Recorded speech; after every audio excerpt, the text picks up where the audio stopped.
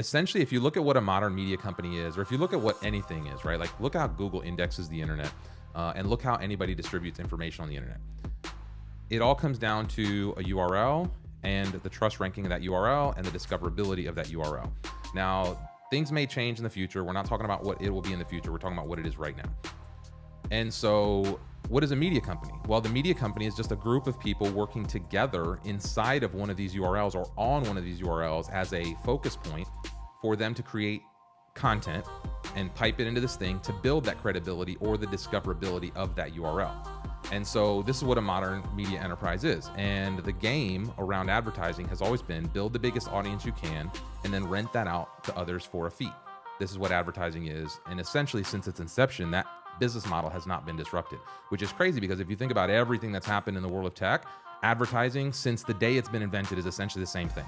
Yeah, we do it a little better. We target it a little better. There's some AIs that maybe do a little bit better recommendation, but there's nothing fundamentally different happening other than build the biggest audience you can and then rent that audience out to others for a fee, which is kind of a shit model when you break it down to like the fundamentals of economics, because in economics, you always invest in an appreciating asset and you rent depreciating assets, and an audience is an appreciating asset, so you shouldn't be renting it. You shouldn't be renting it from a Facebook or a Twitter or anything.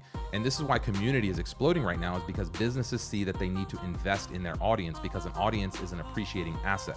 And instead of renting that audience from a media company through advertising, they're figuring out that if I invest into this audience through community, then I can own a portion of this audience, and not necessarily own the audience itself, but the platform where that audience funnels its attention. And this becomes the only currency that matters in the future. The only currency. Crypto is a mechanism for trying to put a dollar, a money, like money is a mechanism for exchange. So crypto is trying to build that mechanism of exchange for that value transference online, for that attention transference, for that ability to just organize a network and then focus the attention of that network into a specific thing, and then have that thing exchange value with the things we understand as money, as currency in this modern world.